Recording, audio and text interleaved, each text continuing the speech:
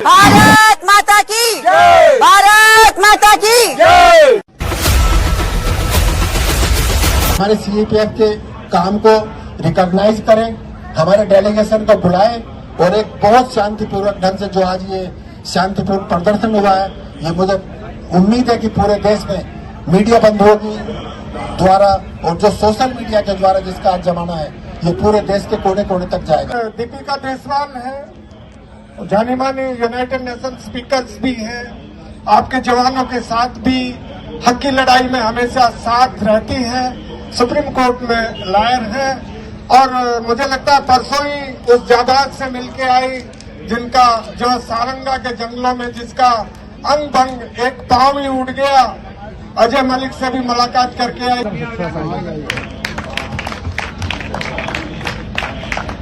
CAPF एकता, CAPF एकता, CAPF एकता। आप सभी अफसरों को, सभी जवानों को, आप सब देश की रीढ़ की हड्डी हैं, जिन्होंने हमारे देश के लिए वो कुर्बानियां की है, वो समय दिया है जो आप अपने परिवार को भी नहीं दे पाए। सबसे पहले मेरा आप सबको बहुत बड़ा सैल्यूट। 2 लाइनों में पहले मैं थोड़ा सा अपने बारे में बता दूं कि 2020 में क्या हुआ था। 2012 से जब मैं स्टूडेंट लीडर थी दिल्ली यूनिवर्सिटी की, तब से मैं अपने देश के आप जो जाबाज लोग हैं उनके साथ खड़ी हूँ, और चाहे मेरी जान चली जाए मैं आप लोगों के साथ लास्ट दम तक खड़ी रहूंगी। जब 2012 में मुद्दा स्टार्ट हुआ था, उससे पहले ही हो चुका था, लेकिन 12 में मैं स्टूडेंट लीडर थी, मैं तब से इस इशू में लगी हुई हूँ। और 2020 में जब मैं पंजाब गवर्नमेंट में ऑफिसर थी, तो मुझे इस लॉबी ने टारगेट किया था जो आप लोगों के पीछे पड़ी हुई है। उसमें 7-8 अफसर थे जिन्होंने मुझ पे झूठी एफआईआर भी करा दी थी कि मैंने पैरामिलिट्री के हकों में आवाज उठाई है और उनको जान से मारने की धमकी दी है। तो मेरे खिलाफ तमिलनाडु से इस लॉबी ने एक एफआईआर करवा दी, और उस टाइम पे captain Amarinder Singh ji chief minister थे और जहां जी चीफ इसके हाई कोर्ट में थे चीफ। तो इन्होंने मेरी शिकायत रिटर्न में दी कि ताकि मैं नौकरी से चली जाऊं। इन्होंने सोचा डर जाएगी। पहले ये मुझे सोच रहे थे कि मैं किसी पैरामिलिट्री वाले अफसर की या जवान की बेटी हूं, पर जब उन्हें पता चला कि दिल्ली पुलिस वाले की बेटी और तब भी इनके साथ खड़ी है, तो इन लोगों ने मेरे पापा को भी टारगेट करना स्टार्ट करवा दिया था। मेरे पापा दिल्ली पुलिस में हैं और मेरे खिलाफ एफआईआर करवा के कि जान से मारने की धमकी दी मैंने। उसका नाम सूर्य कुछ था, जिसने तमिलनाडु में एफआईआर करी मेरे खिलाफ इन लोगों के कहने से। तो मैंने तुरंत ट्वीट किया कि मैं नौकरी छोड़ सकती हूँ, पर इन लोगों के हकों की आवाज उठाऊंगी और यहाँ से नहीं हटूंगी। वे ट्वीट आज भी पढ़े, आप देख सकते हैं। उसके बाद मैंने इनकी एफआईआर के लिए मंगोलपुरी थाने में अर्जी दी, डीसीपी से मिली एक कौन से, उसने कोई सुनाई नहीं करी। फिर मैंने रोहिणी कोर्ट में इनके खिलाफ डाल दिया था क्रिमिनल कंप्लेंट, जो अभी तक चल रही है, जिसकी 11 जून को तारीख है। देखिए, बचपन से हमारे जो ब्लड में ना देशभक्ति भरी है, और शुरू से वही चीजें देखते आ रहे हैं। जो अपने देश का नहीं हुआ तो किसका होगा? तो आप लोग तो हमारे देश के लिए इतनी शुरू से शहादतें दे रहे हैं, दिन रात खड़े, तो आप लोगों को तो मांगने की जरूरत भी नहीं थी। इन लोगों को खुद देखना चाहिए था, क्योंकि ये आपका फंडामेंटल राइट है, ये आपका ह्यूमन राइट है। जो एनएफएफयू है, ओगास है, ऑर्गेनाइज्ड ग्रुप ए सर्विस का दर्जा है, तो वो तो जब इनका क्लॉज बना, कॉन्स्टिट्यूशन बना, जब सीआरपीएफ बीएसएफ बनी, तब से ये चीजें थी। लेकिन ये लॉबी बार बार अटैक कर रही है, क्योंकि इनको अपने उस थोड़े से तुच्छे एक लालच के कारण आपका जो रियल हक है वो मार रही है।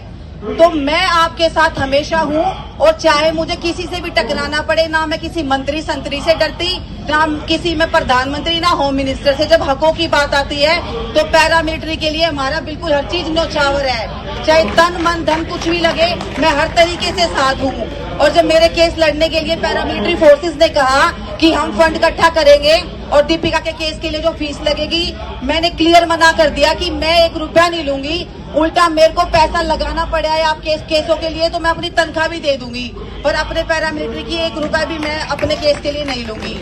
तो मतलब मेरा ना एक इतना जुनून है, मुझे शुरू से ये है कि ये मतलब कि ऐसा रौद्र रूप आ जाता है मैं अपने आप से ही बात कर रही होती हूँ कई बार कि अगर डेलीगेशन गया तो मैं अमित शाह को ये बोलूंगी, मैं जी जान नहीं लगाऊंगी, क्योंकि मेरे लिए वो रेस्पेक्ट वाले बंदे है ही नहीं जो आप लोगों का हक मारे। ना मैं पीएम ना होम मिनिस्टर, मेरे लिए कोई चीज नहीं है। वो चीज तब होंगे जब आप लोगों का हक देंगे। मैं बड़ा क्लियर बोलती हूँ। और जब मेरी एक चीज और बताना भूल गई, मेरा गिनीज बुक में नाम दर्ज है। मैं भारत की पहली लड़की हूँ जिसने अमेरिका में 3 बार स्पीच दी। I am the youngest Indian girl who have given speech in the United Nations 3rd time. और आप मेरी स्पीच देखेंगे गूगल पर तो आप देखेंगे पैरामिलिट्री फोर्सेस का मैंने तीनों स्पीच में मुद्दा उठाया था। वहां पे 100-150 से भी ज्यादा देश आए हुए थे, तो पैरामिलिट्री का मैंने वहां भी आवाज उठाई थी तीनों बार स्पीच में। पर ये लोग आवाज दबा देते, पर मैं नहीं डरती, वहां पे भी उठा दी, यहाँ पे भी। और चाहे वकीलों को इकट्ठा करना पड़े, चाहे किसानों को इकट्ठा करना पड़े, चाहे सारे अपने यूथ को, आप लोगों के साथ सबको इकट्ठा करके मैं लेके आऊंगी। और ये चीज इनका कानून बिल्कुल पास नहीं करवाने देंगे। ये लोग बड़े ढीठ हैं। जिस तरीके से किसानों का इनको वापस लेना पड़ा था, आप लोगों का हर हाल में वापस लेना पड़ेगा। तो मेरी आत्मा, मेरा शरीर, मेरी सोच हमेशा आपके साथ है। और जो पैरामिलिट्री की लड़कियां हैं, वो देश की लड़कियां, वो भी तो बॉर्डर पर खड़ी है। क्या हम महिलाओं का सम्मान करते हैं? महिलाओं का सम्मान कर रहे होते तो पैरामिलिट्री का हक भी देते। और जो पैरामिलिट्री में सारी लड़कियां वो बॉर्डर पर खड़ी हैं, इन्हीं लोगों की सेवा कर रही हैं। खुद होम मिनिस्टर के वर्ड्स थे कि मैं सीआरपीएफ की वजह से बचा, उसके बावजूद उनका हक नहीं दे रहे। और पेंशन, आपको पता है पूरी हमारी जो नेबरिंग कंट्रीज है, मैं उस देश का नाम नहीं लूंगी जो हमारा राइवल है, उस देश में भी पैरामिलिट्री और मिलिट्री की पेंशन है। और हमारा देश वैसे उनसे कहता कि हम ये सुप्रीम, हम ये है। और जिनकी वजह से सुप्रीम बने हैं, नक्सलवाद किसने खत्म किया? आप लोगों ने खत्म किया। 2000 में कोई आईपीएस आता था क्या? आता था कि मैं डेपुटेशन लूंगा, मैं ये लूंगा, मैं वो लूंगा। इनकी पेंट गीली हो जाती थी। और अब जब आप लोगों ने नक्सलवाद खत्म कर दिया, तो अब ये चौधरी बन रहे हैं कि हम इसी में आएंगे। कितनी शर्म की बात है। कई आईपीएसओ से मैं भिड़ चुकी हूँ जो मेरे पहले अच्छे फ्रेंड थे। जब ये मुद्दा आया तो मैं नेक टू नेक फाइट हुई है उनसे। मैंने कहा शर्म आती है? बात में मैं कहा तुम तो आर्ट्स के फसड्डी हो, पैरामिलिट्री में ज्यादातर साइंस के स्टूडेंट है और टॉपर है। उन्होंने कभी ये नहीं सोचा कि हम आईपीएस बने। शुरू में 21-22 साल की में पहले एग्जाम क्लियर कर दिया था, तो उनका शुरू से ये जज्बा था कि हम बीएसएफ में जाएं, सीआरपीएफ में जाएं। अगर ये आईपीएस लॉबी इतनी स्ट्रांग होती तो स्टेट पुलिस का ये हाल होता।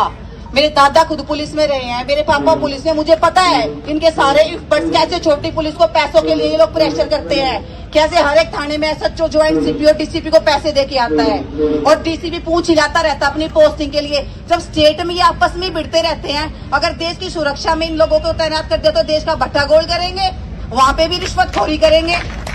जब ये झूठी एफआईआर कर सकते हैं पैरामिलिट्री और हमारे जैसों के खिलाफ, तो यहाँ के कितना भ्रष्टाचार करेंगे। तो मैं तन मन धन से आप लोगों के साथ हूँ। मैं ज्यादा लंबी बात नहीं करूंगी क्योंकि मेरा तो पहले इतना गुस्सा आ रहा है कि मेरे सामने आए तो पता नहीं मैं क्या कर जाऊंगी। तो मेरे को जब आप बुलाओगे मैं हमेशा साथ हूँ, हमेशा आऊंगी। और आपके लिए एक आपके हौसले बुलंद है, चंद लाइनें कहना चाहूंगी। मंजिलें उन्हीं को मिलती है जिनके सपनों में जान होती है। मंजिलें उन्हीं को मिलती है जिनके सपनों में जान होती है। परों से नहीं उड़ा जाता, बुलंद हौसलों से उड़ान होती है। धन्यवाद।